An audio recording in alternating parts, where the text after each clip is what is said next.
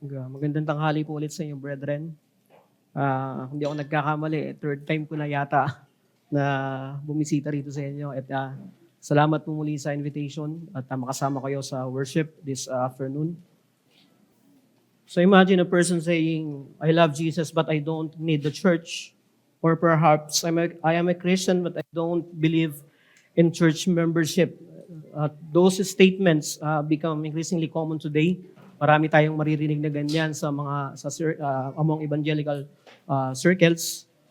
But meron din isa pang concern tungkol dito. May mga covenant members na mga nasa papel, pero tila wala ng pagpapahalaga sa kanilang covenant commitment na minsan nilang ipinangako o tinipan sa kanilang iglesia. They enjoy the privileges of belonging to the church but neglect the responsibilities that come with it. Yet when we open the New Testament, we find something remarkably different. Those who believe in Christ were baptized, added to the church, devoted themselves to the fellowship, and live as accountable members of God's covenant people. Alam ko nasa series kayo ngayon ng Book of Acts. May series kayo nito at yung iba doon ay napapakinggan kong mga pangangaral ninyo doon at napakaganda noon. At isa ito sa mga dapat nating hindi kalimutan bilang mga membro ng isang local church. Lagi natin babalik-balikan yung ating mga covenant duties, ng ating tipan sa isa't isa. Kasi minsan habang tumatagal, dahil nagiging familiar na lang tayo, nawawala yung essence, lalamig tayo sa fellowship, nawawala tayo dun sa ating mga duties. At hindi lang ito paalala doon sa mga gustong magpa-member sa loob ng isang local church, o kaya yun nandun na sa proseso ng pagpapa-member. I-reminder din ito doon sa mga matagal ng member ng local church na muli nating namnamin yung pagiging membro natin ng isang local church. So, the New Testament, may mga copy naman po kayo sa copy ninyo, the New Testament presents church membership as the ordinary expression of Christian discipleship within a visible local congregation. So, ipinapakita nito na sa buong New Testament, tinuturo ng New Testament ang kahalagahan, ang expression ng Christian discipleship, kabilang dito yung church membership. Pero sa modern evangelicalism, increasingly, lumalaki yung banta sa membership. Tinitingnan ito ng marami as optional, informal, and merely administrative, na parang magpa-member ka lang sa isang organization or sa isang samahan. Pero sa ating confession, malinaw na tinuturo ng confession na pinangahawakan natin sa Second London Baptist Confession of Faith. Sa chapter 26, yung diniscuss dyan yung the church, marami tayong matututunan sa section na yan. Ina-affirm nito, sabi doon that beliefs ought to unite themselves to particular churches for worship, mutual edification, and obedience to Christ's ordinances. So, doon pa lang sa confession, sinama rin na ng confession yung importance ng pagpapamember sa isang local church. Kung meron tayong gustong matutunan sa summary ng local church, pwede nating balikan yung ating confessions. That's why biblical church membership is Christ's covenant design whereby believers receive spiritual privileges and faithfully fulfill covenant responsibilities for His glory and the church edification. Yan yung pino-point out ng church membership. So ano ngayon yung issue na ina-address natin? Ano yung issue na gusto nating i-address sa lecture natin? Dito, naglagay ako dyan that modern evangelicalism frequently views church membership as optional, kagaya nung binanggit ko kanina, meron pa ngang contractual or merely administrative. Maraming believers, maraming professing Christians ang nagdi-desire ng encouragement. Wala naman sigurong may ayaw nun. Gusto natin na lagi tayong ini-encourage. Gusto ng care, gusto ng fellowship of the church while resisting accountability o yung pananagutan. Pag usapin na ng pananagutan o ng accountability, dito medyo na nagkakaroon ng pag-alma. No? So nagbabago na yung pagtingin when it comes to accountability. Faithful attendance, isa ito sa mga inaasahan sa mga miyembro ng isang local church. Mamaya, titik natin ito ng mabuti. Submission to biblical leadership and active service. So, ito yung mga dapat natural na nakikita within the local church. Ito dapat yung kinakakasanayan ng mga member ng local church. Consequently, churches often possess members by record. Nandun sila sa listahan, but not by meaningful covenant participation. Ito yung problema. Isa rin sa mga issue na ina-address sa maraming local churches. Nandun sila sa record, member sila, pero wala doon yung kanilang covenant participation. Ibang covenant yung pinag-uusapan natin dito. Ibang covenant. Iba yung covenant ng covenant theology. So, ibang covenant to. Ito yung tipa natin sa isa't isa. Ito yung tipa na natin within the community of believers. So, what is the purpose of our lecture? Ang purpose ng lecture natin is intended both to prepare prospective members, yung mga prospect natin na gusto magpa-member sa ating church, at for covenant membership, and to renew current covenant members and their biblical commitments before Christ and His church. Muli, mapanariwa sa atin yung ating covenant sa church as a member, as a part of the local church. Ito yung sinasabi ng 1689 LVCF sa paragraph 26.12. As all believers are bound to join themselves to particular churches when and where they have opportunity to do so, all that are admitted unto the privileges of a church are also under the censures and government thereof, according to the rule of Christ. Ayan yung sinasabi ng ating confession na lahat ng mananampalataya, lahat ng Kristiyano are bound to join themselves to the particular churches when and where they have opportunity. So, pag may pagkakataon na merong isang local church na nagtuturo ng tapat na Ebanghelyo ni Kristo, walang dahilan para hindi magpa-member doon ang isang nagpo-profess at isang baptized believers ang kanyang pananampalataya. Yung lecture natin ngayon ay naging thesis ko ito nung ako po ay naka-enroll sa GMA. So ginamit ko siya ngayon for us to give some clarifications sa understanding natin. Although hindi ito in-depth study ng membership, hindi naman ito membership plus, no? Pero ito ay pagpapaalala sa atin ng ating mga covenant commitments as a local church. So, sa Acts chapter 2, verse 41 following, sabi doon, so then those who had received His word were baptized, and that they were added about 3,000 souls, and they were continually devoting themselves to the apostles' teaching, and to the fellowship, and to the breaking of bread, and to the prayers. Pag binaybay natin yung context niya, following verses, makikita natin dyan yung ginagawa ng mga unang mananampalataya, ng mga unang Kristiyano. Ang thesis natin dito, biblical churchmanship is the covenant commitment of every baptized believer to a local church where Christ grants spiritual privileges and calls covenant members to faithful service for His glory. Ano ba yung mga spiritual privileges ng isang nakipagtipan? Siguro alam na natin yung iba, pero mamaya babalikan uli natin yung ilan na masasabi natin na hindi natin madalas na-appreciate. Pero laging kumikilos yun sa kabuuan ng isang local church. And note that the phrase church membership does not explicitly appear in the scripture. Wala tayong mababasa word for word or verbatim na church membership.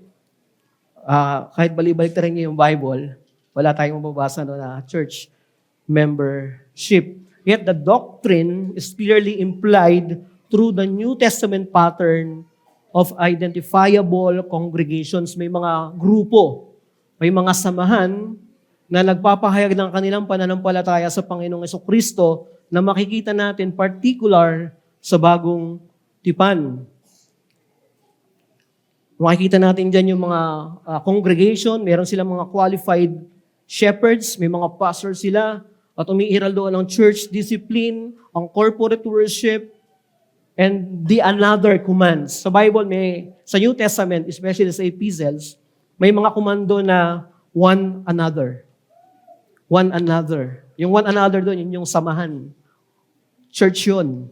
Mga miyembro ng iglesia yun. Makikita natin dito yung tinuturo ng Bible. Nilagay ko dyan yung mga mga text sa copy ninyo, the doctrine may be deduced from the following consideration. Christ saves believers into both union with Himself and communion with His church. Sa Ephesians chapter 2:19 to 22, nilagay dyan ni Apostle Paul yung reason.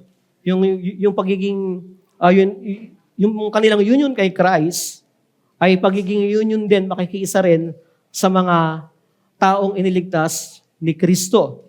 Pangalawa, believers are ordinarily added to identifiable local churches. Yan yung Acts chapter 2 na binasa natin. So yung mga mananampalataya na nag-profess ang kanilang faith, kinilala ng iglesia, sila ay idinadagdag sa listahan ng isang local church. Kaya may count sila, di ba?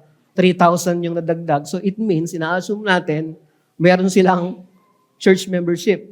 Kasi may data sila eh. May bilang silang binanggit. Hindi nga lang yan, may 5,000 pa, and so and so. So, yun yung makikita natin dito. Isa rin sa makikita natin yung biblical shepherding dito ay pinakita dun sa Hebrews chapter 13 verse 17 na wag daw nating pabigatan yung ating mga pastor sa kanilang pagmiministry kasi hindi yun makakabuti sa atin. So, ibig sabihin, in-imply ng passage natin na mayroong pastor, may shepherd na inilagay ang Diyos sa isang iglesia, kagaya ng sinasabi ni Apostle Paul sa Ephesians, sa siyang mangangalaga, mangunguna sa isang local church. And the one another commands require covenant fellowships in Galatians chapter 6, verse 2. Bear one another's burden. So, command yun, yung one another. So, church membership does not save sinners. Gusto nating linawin to na ang pagpamember sa isang local church ay hindi nagliligtas ng isang makasalanan. Baka ay, meron pa ditong ganun yung So hopefully wala naman na. Kaya ka nagpamember kasi ligtas ka na. Hindi ka nagpapamember para maligtas. Yan ang doktrina ng mga kulto ng Kristyanismo eh. No, kailangan mo nang magpamember ka bago ka maligtas. Hindi ganun yung tinuturo ng Scripture. Wala tayong makikitang ganyang katuruan sa New Testament pag in-exegete natin yung mga passage sa Bible. But publicly recognize a credible profession of faith and provides the ordinary covenant context for Christian discipleship. Ang ginagawa ng church, nire-recognize nila yung isang profession. Kinikilala nila yung isang nagpo-profess ng pananampalataya at gustong mapabilang sa isang local church. Yan yung responsibility naman ng isang member na lang local church. Kung sinabi nating nare-recognize, dito pumapasok yung interview, yung pagkilala sa kanya, yung process para siya mapabilang sa isang local church. Hindi natin tinatanggap yung isang kapatid dahil malakas sa kay pastor. No, hindi gano'n. Hindi ito politika. Walang politika sa church membership. Ito ay proseso na itinuturo ng Bible na dapat ina-apply ng isang local church. Now, let us look dun sa ecclesiology ng church membership. Titingnan natin dyan ay tatlo: the nature and necessity of church membership, the privileges of church membership, and then yung number 3 is yung usefulness of the doctrine. Pero mamaya itatouch ko rito yung part na kung saan makita natin bilang mga member na ng local church yung pinakamagandang part nito. At the same time, responsibility and privilege, both ay gumagana dapat, kumikilos dapat sa isang iglesia. The nature and necessity of church membership. Ang church membership po is the covenant relationship of baptized believers who voluntarily unite with a particular local church under Christ's lordship for worship. Yun ang purpose, for worship, discipleship, mutual accountability, and gospel ministry. Sila ng mga baptized ng mananampalataya or gustong magpabaptize sa isang local church who voluntarily, ibig sabihin hindi pinuwersa, hindi ka pinilit, voluntary ka, naiintindihan mo yung gospel, naiintindihan mo yung pangangailangan mo sa iglesia, naiintindihan mo na kailangan mo ng kapatiran na masasandalan mo pagka ikaw ay lumalaban sa kasalanan. Kailangan mo ng iglesia na magbabantay sa'yo, na mag-iingat sa'yo sa paglago sa kabanalan. So, yan yung sinasabi dito sa definition ng church membership. And note, Scripture consistently presents the Christian life as a corporate life. Sabihin, corporate, magkakasama sila, hindi sila kanya-kanya, hindi sila hiwa-hiwalay. Those who believe the gospel were not merely converted as isolated individuals. Yan ang sakit ng maraming Christians ngayon habang tumatagal sa isang local church. Ina-isolate nila yung kanilang mga sarili sa congregation or sa body of believers. Hindi yan attitude ng isang nakakaintindi ng kahalagahan ng pagtubos ng kaligtasan ng Panginoong Jesucristo. They were incorporated into the visible fellowship of God's people. Pansinin niyo yung ginawa ni Dr. Luke. Luke records that those who received Peter's message were baptized. Yung baptism, may separate study yan, pero walang mananampalataya na hindi binaptize maliban doon sa special case nung napako doon sa krus. Hindi naman kailangan ibabayan para i-baptize pa. So special case po yun. Baka may mag-react sa inyo. Bakit yung nakapako doon sa krus, di naman na-baptize yan? Special case po yun. May mga special case sa Bible na niluloob ng Diyos. No? So, Luke records that those who received Peter's message were baptized, added to the church. Hindi natapos sa baptism. Inad sila sa church and continually devoted themselves to its covenant life. Sa inyong Acts chapter 2, 41, 42, and following. Doon umiikot ang covenant life nila sa mention natin kanina. Likewise, the apostolic epistles assume identifiable churches with recognized elders, accountable members, and orderly congregational lives. So, dito po sa nature ng church membership, may command dito concerning shepherding. Binanggit ko na kanina yung Hebrews chapter 13, verse 17. Merong discipline.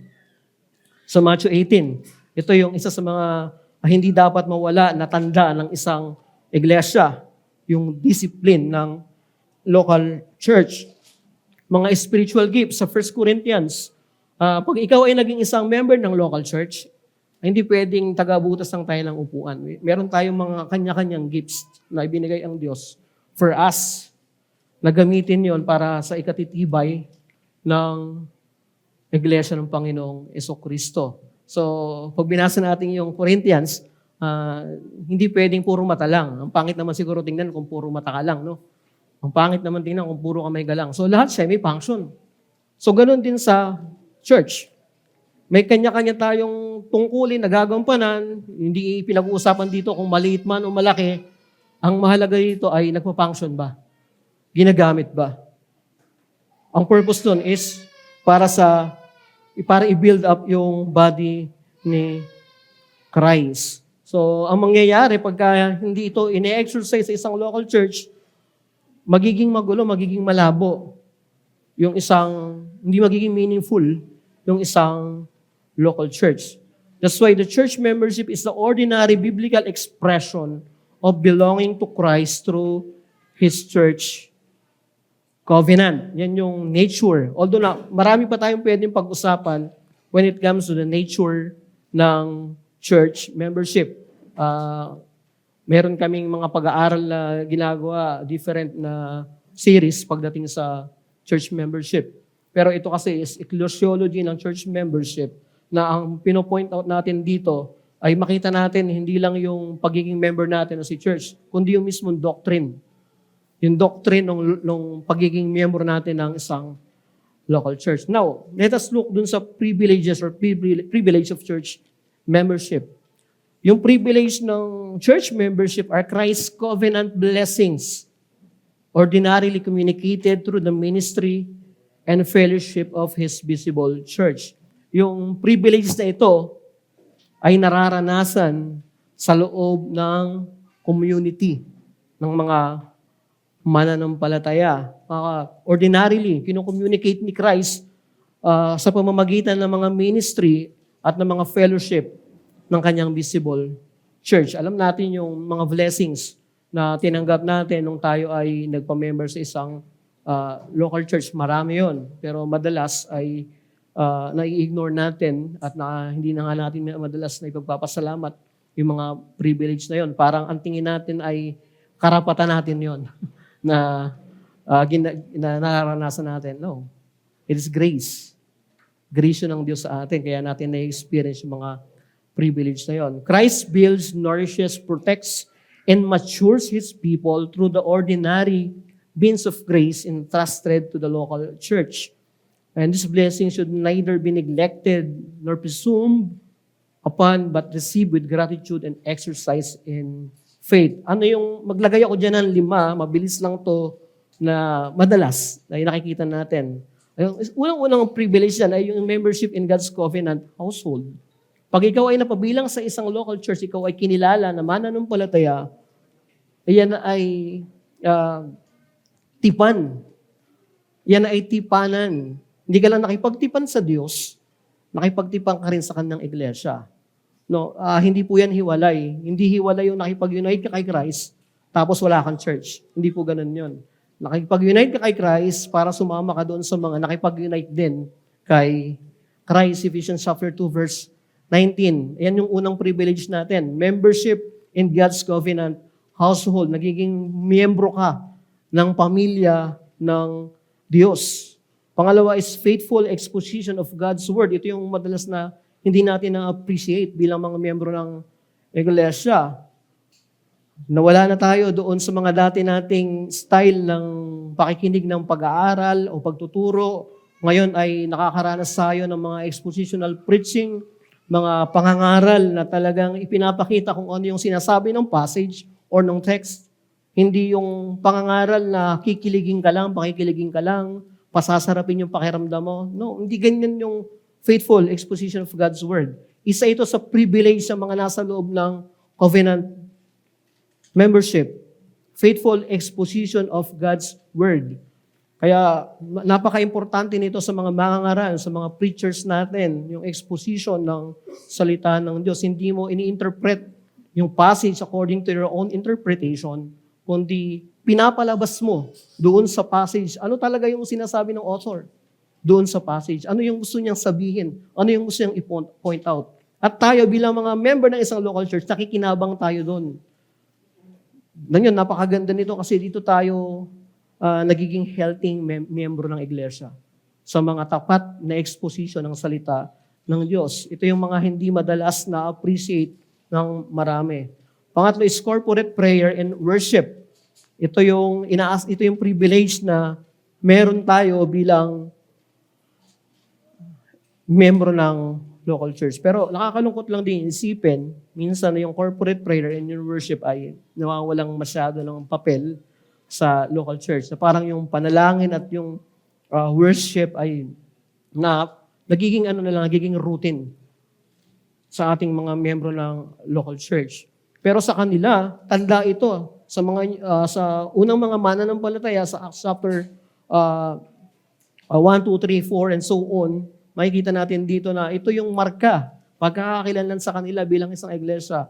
Meron silang corporate prayer, sama-sama silang nananalangin. Hindi sila kanya-kanyang nananalangin. Well, walang masama doon na nananalangin kayo sa bahay, may pinapanalangin kang kapatiran. Pero kung hindi ka sumasama sa corporate worship, questionable yun. Ayaw mo ng corporate worship pero gusto mo mag-pray na mag-isa ka lang. So, ang marka ng isang mananampalataya ay kabilang siya doon. Kasama siya sa isang corporate prayer and worship. Privilege to kasi hindi to nangyayari sa iba. Hindi to na-experience ng iba.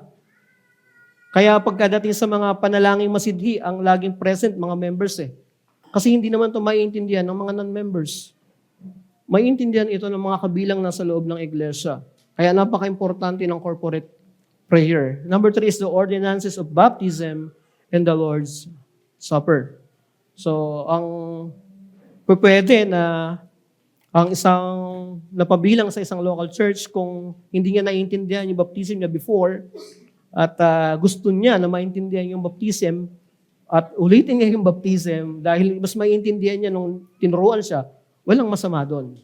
Walang problema doon as long as na ituturo ito ng tama. Pero hindi natin kinikilala yung baptism ng mga hindi naniniwala or ng mga unorthodox teachings like cults. Hindi natin ino-honor yung baptism na meron sila. And the Lord's Supper.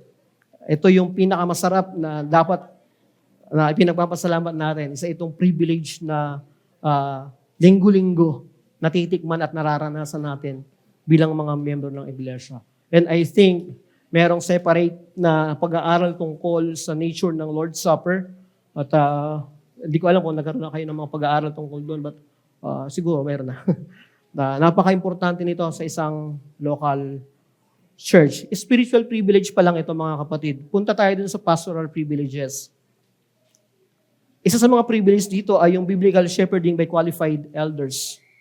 Ibig sabihin, nung ikaw ay napabilang sa isang local church, kinikilala mo na merong magpapastol sa'yo. Kinikilala mo na merong manalangin sa'yo bukod sa kapatiran, merong pastor na mag-aalaga sa kalusugan ng iyong kaluluwa, ng iyong spiritualidad, at yun ay ginagampanan ng mga qualified elders. Pag sinabi natin qualified elders, ito yung binabanggit ni Apostle Paul kay Timothy at saka kay Titus. Andun nakalagay yung mga qualifications ng isang elders. Pero ito ay privilege sa mga mananampalataya dahil merong nagpapastol sa kanila. Na merong nag-iingat sa kanila, may nagpapaalala sa kanila. At masarap ang merong pastor, mga kapatid. No? Masarap na merong isang pastor na nag-aalaga sa atin bilang isang kawa ng Panginoong Jesucristo. Acts chapter 20, verse 28. Makikita natin dyan yung sinasabi ng salita ng Diyos. Second is spiritual oversight and accountability. Wala pong Kristiyano na hindi nagpapa-oversight. So, mahalaga po yung spiritual oversight ng mga member. Isa ito sa privilege, pero isa ito sa pinakamatrabaho na papel ng isang pastor. Kami po ay nasa 60 plus, kung di ako nagkakamali. 60 plus lang po kami. Pero ito na yung pinakamatrabahong papel na isa ng mga pastor. Sa dami nun, isa-isahin mo yun for oversight. Nakakapagod na trabaho, pero joyful yun para sa kanila. At alam nyo, nakakatuwa yun sa isang pastor pagka ang isang miyembro ng iglesia ay tumutupad sa tungkulin na yon. Kapag siya ay nagpapa-oversight sa kanyang pastor. It means kinikilala niya yung otoridad ni Kristo na ibinigay doon sa pastor na yon ng iglesia. Pagkilala po yun, pag-honor po yun sa mga pastor na itinilaga ng Diyos sa kanyang iglesia. And accountability. Hindi pwedeng walang pananagutan ng pastor sa kanyang miyembro. Hindi po, kahit po yung tupa ay may tupak. No? So, andun pa rin si pastor. Siya pa rin yung mahabang magpapasensya, magmamahal, iibig sa member na yon. Pangatlo, wise pastoral counsel and encouragement. Ito yung privilege. Isa sa mga privilege na madalas naniniglit ng maraming mga members. Wise pastoral counsel and encouragement. Minsan, lumalapit tayo pag may mga mabigat tayong mga pinagdadaanan o hindi naman kaya may mga kailangan tayong pagdesisyonan ng malalaki sa buhay natin. Ang madalas nating lalapitan, mga professionals kagad eh. No, may mga credentials, may mga degree. Pero ayaw ba nating lumapit doon sa may Holy Spirit? Ayaw ba natin lumapit doon sa itinilaga ng Diyos bilang mga pastor ng iglesia? Ang mga pastor po ay opisina, binigyan ng opisina ng Diyos, binigyan sila ng karunungan para mag-counsel ng may karunungan sa mga miyembro niya at magpalakas sa mga nanghihina. Iyan lang ito sa mga pastoral privilege na hindi madalas na-appreciate ng maraming local church. Letter C is covenantal privileges. Ano yun? Ano yung covenantal privileges? Ito yung fellowship with the saints. Ang fellowship po ay, ito yung problema natin sa definition ng fellowship. Maraming nagsasabi na pag nagsama kayo sa isang lugar, fellowship. Well, hindi naman ako disagree doon. Kung ang tawag yun ay fellowship. Pero sa konteksto kasi ng Bible, ang fellowship dito ay hindi lang sa panahon na masaya. Hindi lang sa panahon na ayos lahat ang nararanasan. Maging sa panahon na mabigat, mahirap, hindi maganda yung pinagdadaanan, hindi nawawala yung isang marka na meron dapat ang iglesia. Ano yun? Yung fellowship with the saints. hindi ito dapat mawala. Hindi pag okay lang yung pinagdadaanan ng church o pinagdadaanan ng ibang kapatid, tsaka lang merong fellowship. No. Ang fellowship, ang koinonia sa Bible, mas malalim doon sa understanding ng fellowship natin sa ngayon. Hindi lang ito pag masarap yung kape, may fellowship. Pero better din yon, di ba? Pag masarap yung kape, may magandang fellowship. So, isa ito sa mga covenant privilege na hindi natin madalas ipagpapasalamat. Second is yung mutual encouragement. Hebrews chapter 3, verse 13. Mutual encouragement. Ang sarap sa pakiramdam na ang nag-encourage sa'yo ay kapwa mo mananampalataya. Ang sarap isipin na yung isang kapatid mo na hindi mo madalas naririnig na nagsasalita, i-encourage ka. Sasabihin sa'yo, kapatid, pinapanalangin kita. Isang kalakasan sa isang nanghihinang mananampalataya na hindi ka naman laging malakas. Hindi ka laging nandun sa estado na malakas ka or strong ka. Minsan lalagpa ka rin, minsan manghihina ka rin, madidiscourage ka rin. At yun yung kailangan natin, mutual encouragement. Ginagawa yan ng mga mananampalataya. Hindi dapat ito nakikita sa mga hindi mananampalataya. Although ginagawa ito by professionals, pero sa iglesia, hindi siya dapat pinipili. Ito dapat yung marka ng mananampalataya. Number 3 is bearing one another's burden in Galatians chapter 6, verse 2. Ang pagdadala ng pasanin ng isa't isa, dito nasusubok ang ating pagkakapatiran. Dito sinusubok yung lalim ng ating pagkakristyano.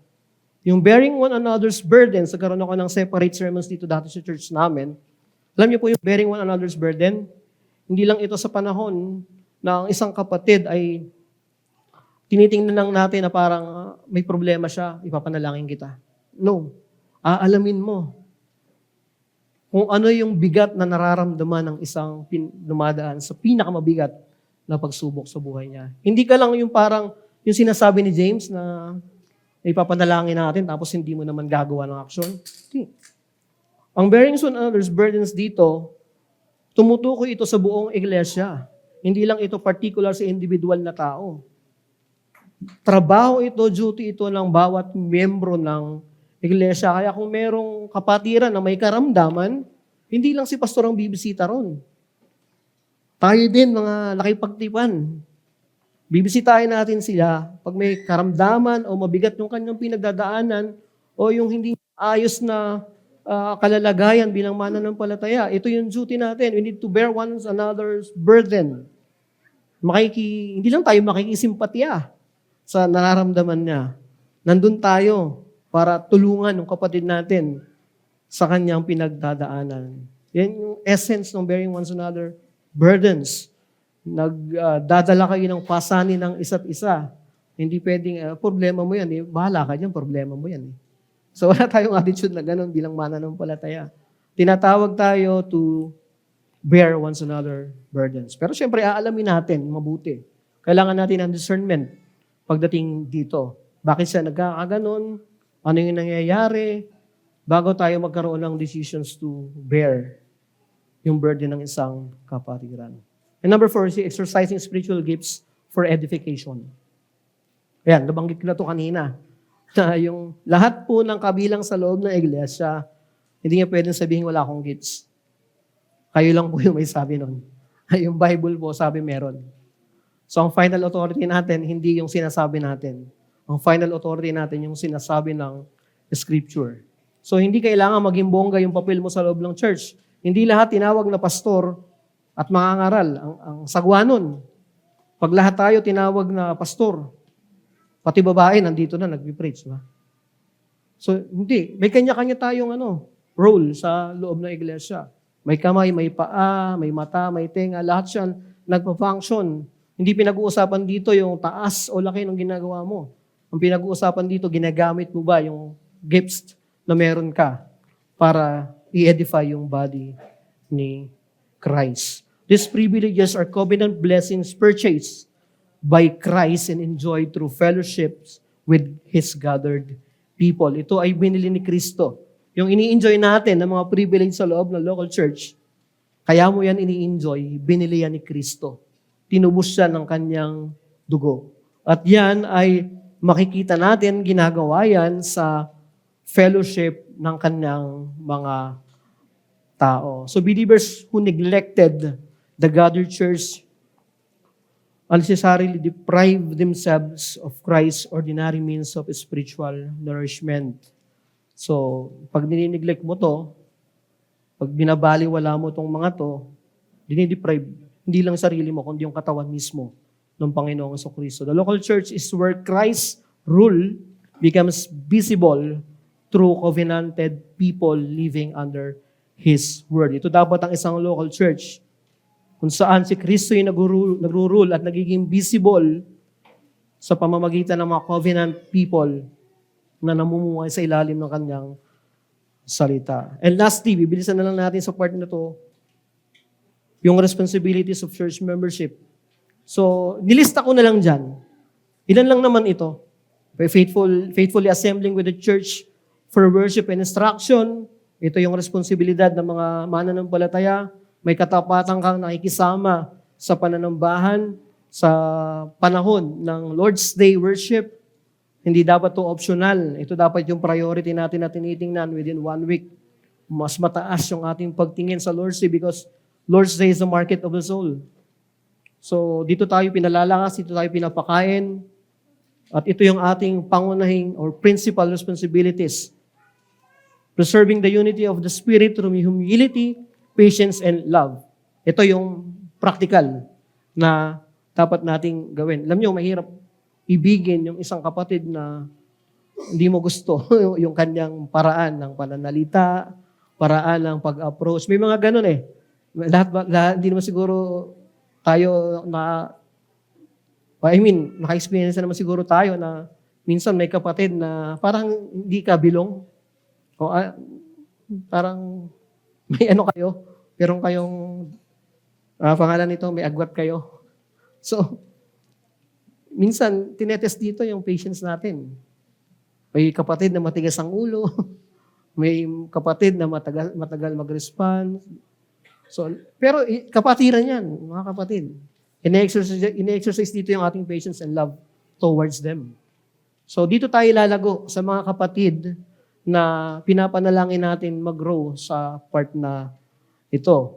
Number 3 is pursuing holiness in doctrine and conduct. Isa ito sa mga responsibility natin sa buhay iglesia. Yung pinupurso natin ay kabanalan at ang pamumuhay according sa salita ng Diyos. Hindi ko na po ito masyadong pagtutuunan ng pansin. Andiyan na naman siya. Nakalagay na siya dyan sa lecture ninyo. Gusto kong pumunta dun sa comparison. Yung privileges without responsibility produce consumer Christianity. Hindi po pwedeng nagtetake ka ng privilege pero wala kang responsibility. Hindi pwedeng member ka ng isang local church, tinatanggap mo yung mga privilege na meron dito pero ayaw mo ng responsibility. Hindi yan Kristiyanong kaisipan. Responsibilities without grace produce legalism. Yan yung mangyayari.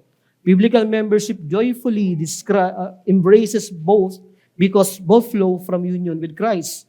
Pag nakipag-isa ka kay Kristo, meron kang privilege, pero kaakibat ng privilege na yon ay yung accountability. Yung responsibility mo bilang isang local church. At paalala po sa mga covenant members, paalala sa atin, ako, lahat tayo ng mga kabilang nasa loob ng local church. Church membership is not merely a decision made in the past, but a covenant to live in the present. Hindi lang ito nung unang naging kabilang ka sa isang local church. Hindi lang ito yung panahon na ikaw ay naging member ng CHC o ako naging member ng ARBC. Ito ay hanggang sa panahon natin ngayon. Habang tayo ay nabubuhay at hindi dumadating si Kristo, pareho itong tungkulin natin bilang pananampalataya. So, the usefulness of doctrine. The doctrine of church membership protects the church from individualism, consumerism, and nominal Christianity. Alam nyo, ito ang talamak ngayon sa maraming evangelical circles. no, na nagpo-profess siya ng pagiging Kristiyano pero ayaw niya ng responsibility, ayaw niya ng church, gusto niya dadalo lang siya. Ito yung mga umiikot ngayon sa mga malalaking churches na kaisipan. It reminds believers that Christ did not merely redeem isolated individuals, but form a covenant people for His worship, witness, and glory. So kaya ka niligtas ng Panginoong Jesucristo, kaya ka naging Kristiyano, hindi para maging mag-isa ka lang. Ikaw ay iniligtas para ibilang ka doon sa mga iniligtas na rin ng Panginoong Jesucristo. So personal observation and application. Yung personal siguro wag na. Kasi personal ko to na observation. So application for prospective members. Doon sa mga naghahanap ng isang local church o gustong mapabilang sa isang local church, pinakausap ko po kayo ngayon, join a church because Christ commands it, not merely because you prefer it. Utos ni Kristo na pabilang ka sa isang lokal na iglesia. Kung ikaw ay nagpapahayag ng pananampalataya, utos ni Kristo yon na mapabilang ka sa isang local church. Hindi dahil ito yung prefer mo lang, kundi ito yung utos ni Kristo. Understand that the church covenant before publicly affirming it. Maintindihan mo muna ano yung magiging duty mo. Ano yung privilege na meron ka. Hindi ka lang basta magpapamember nang hindi mo naiintindihan, bakit ka kabilang dito? Bakit ako magpapamember?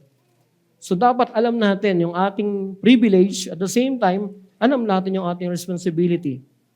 Commit yourself to faithful worship, service, and accountability. Ito medyo na tayo dito. Medyo, ito na yung pinaglalaban lagi natin. Yung pag-commit natin sa mga pananambahan, sa mga accountability. Mamayang hapon, meron kaming accountability meeting. So, yun ay pakikipag-usap namin sa kapwa namin member. Alamin namin yung struggle. Accountability meeting yan Accountable kami sa isa't isa. So, kakausapin ko ano yung struggle niya, ano yung pinagdadaanan niya. Ganun din ako, sasabihin ko sa kanya yung pinagdadaanan ko, ano yung sin na nagiging struggle ko. Through that, ipinapanalangin namin yung isa't isa. Part ito ng accountability. Hindi lang dun sa mga duties natin as a member of the local church. Kung gusto natin palalimin yung ating fellowship sa isa't isa, gawin natin yung ganitong practice na meron tayong makakausap na isang kapatiran sa isang Lord's Day. May panalangin natin siya, alamin natin ano yung nagiging struggle na. Kamusta na siya? So, ito ay accountability po natin. Hindi lang corporate, individual accountability natin ito. So, pursue unity and holiness from the beginning of your membership. Ito yung inaasahan sa mga gustong magpabilang sa isang local church. Ito yung pinupursue. Yung unity at yung holiness ng mananampalataya. At number 5, view membership as a lifelong stewardship rather than temporary affiliation. Ang church membership po, mga kapatid, ay hindi ito 6 months lang na contractual. Na pag ayaw mo na, mag-resign ka na. Hindi po ito kumpanya. Ito po ay covenant.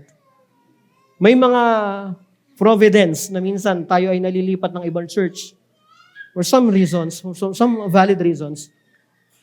Totoo yun, pwedeng mangyari yun. Pero yung parang ayaw mo na dahil hindi mo na nagugustuhan yung mga ganito, ganyan. So, talk to them. Kausapin mo sila. Yan yung part ng accountability. So, bago ka pa lang magpa-member, tingnan mo na, ngayon pa lang, ito ay lifelong stewardship. Hindi ito pang 6 months lang. O di kaya mag-extend ka pa ng 2 months. Hindi po ganun yung church membership. Para naman sa mga miyembro na ng iglesia, renew your covenant commitment before God and His church. Balikan mo yung panahon na kung saan ka unang kinilala ng miyembro ng iglesia. Ipagpasalamat mo yun sa Diyos. Balikan mo yun. Be thankful na part ka ng isang local church na nangangaral lang tapat na ebanghelyo. Examine whether your life reflects faithful participation in the covenant community. Magsuri ka kung ang iyong buhay ay refleksyon ng pakikiisa, pag-participate ng may katapatan sa mga kasama mo sa covenant community. Yan yung makikita natin sa 2 Corinthians chapter 3, Verse 15. Number 3 is encourage fellow covenant members through love, prayers, hospitality, and faithful example. Pabigat ba yung pagiging member ng church? Hindi po. Actually, napakaganda pa nga nito kasi isa tayo sa binigyan ng privilege na ma-experience ito at maintindihan natin. Dahil isa tayo sa mga binigyan ng biyaya ng Diyos para maintindihan yung klase ng nature ng isang local church. Mabigat siya, magre-react ka, may parang tatamaan sa'yo, kasi doon ka nasanay. Yun ka dati. Pero ito kasi yung command ng Bible. Ito yung inuutos ng Bible sa atin. Hindi ito nakabase sa anong pakiramdam natin at anong gusto natin. Nakabatay ito sa ano yung tinuturo ng Scripture sa mga mananampalataya. Guard the church unity, purity, and peace by walking in humility and forgiveness. Pagpapatawad, pagpapakumbaba, mga katangian na hanggang ngayon, habang tayo ay nabubuhay, ay paulit-ulit nating ipinapanalangin sa Diyos na magkaroon tayo ng kalakasang magawa ito sa ating, hindi lang sa sarili natin, kundi sa mga kasama natin sa Covenant community. May mga panahon na masasaktan natin ang isa't isa. May mga panahon na ma-offend natin ang isa't isa. Pero ang command ng Bible is humility and love. No, humility and love. Kung meron tayong example na pwedeng tingnan dito, walang iba yun kundi ang Panginoong Jesucristo. Siya yung greatest example when it comes to forgiveness and love. So, yan ang dapat nating ingatan. Kung ikaw ay mangangaral, ingatan mo ang Ebanghelyo. Pag ikaw ay nangangaral, kung ikaw ay membro ng isang iglesia, ingatan mo ang kapatiran, ang pagkakaisa ng kapatiran. Huwag kang maging rason o dahilan para sa kasiraan ng mananampalataya. Maging kaisa ka sa pagkakaayos ng iglesia. Persevere in joyful service until the appearing of the chief shepherd. Persevere in joyful service until the appearing of the chief shepherd. 1 Peter chapter 5, verse 4. Mahirap magkaroon ng joy pag nag-persevere, lalo na pag hindi maganda yung pinagdadaanan. Pag may karamdaman, may mga mahal tayo sa buhay na nakaratay sa banig ng karamdaman, ang hirap magkaroon ng joy. Pero yung joy kasi na sinasabi ng Bible ay nakaroot doon sa union natin kay Christ.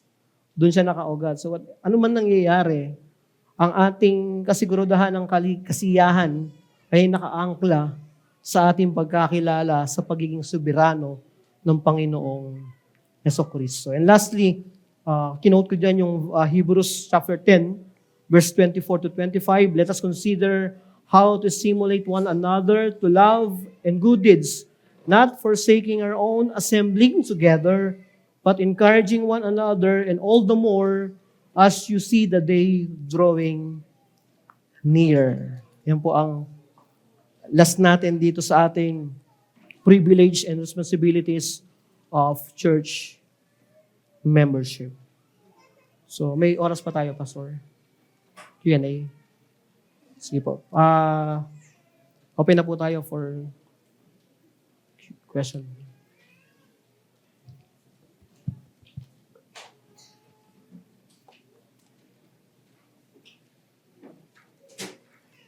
Hi, brother. Sorry. Okay, so my question is just about, because you talked about the privileges of membership, right? And when you enumerated that, like, for example, biblical shepherding by qualified elders, spiritual oversight and accountability, and then you go to covenantal privileges like fellowship with the saints, mutual encouragement, bearing one another's. I know that there is like a difference in the way that, for example, pag members, of course, like there are certain things that you cannot disclose. I know that. But is there like a clear delineation between, is it like frequency? Kasi how do you do that when you're also having fellowship with non-members? You are also sometimes bearing one another's burdens without the membership, like for example, like a friend or maybe an applicant. So what is the safe, I guess my question is coming from, how do we avoid being partial or falling into the sin of partiality when we are trying to be, like dealing with this? So, Salamat. Thank you dun sa questions. First is, kailangan makita natin yung distinctions. Yung ginagawa natin sa isang kapatiran, sa isang member ng local church, is our duty. Yun po yung ating covenant natin sa ating mga kapatid sa local church. While dun sa mga hindi naman non-members, well, there's nothing wrong dun sa pag-burn natin ang burdens nila. Pero gusto ko lang ibigyan to ng mas linaw na distinction kasi madalas, mas ano pa natin yung, mas nandun pa tayo lagi sa mga hindi member ng local church kaysa doon sa mas nagigikaw member ng local church. Pero ang sinasabi kasi ng Bible, yung bearing one another burden, ito ay command sa mga mananampalataya to one another. Hindi siya command sa mga hindi member ng local church. So we need a distinction sa part na yon. Pero hindi ko sinasabing mali yun. Pero better siguro kung mas malilift natin na ginagawa ko yung part na to sa kapatid ko because ito yung covenant duty ko sa kanya. So, sorry, follow-up question. So maybe it's like a heart check na parang if you're so easily doing that to other people who Yes. aren't even members, but then you find it kind of hard to do it with your co-members, that's like the ultimate heart check of whether or not. Okay, thank you. Pray for grace na magawa natin yun sa kapatid natin kahit ayaw natin.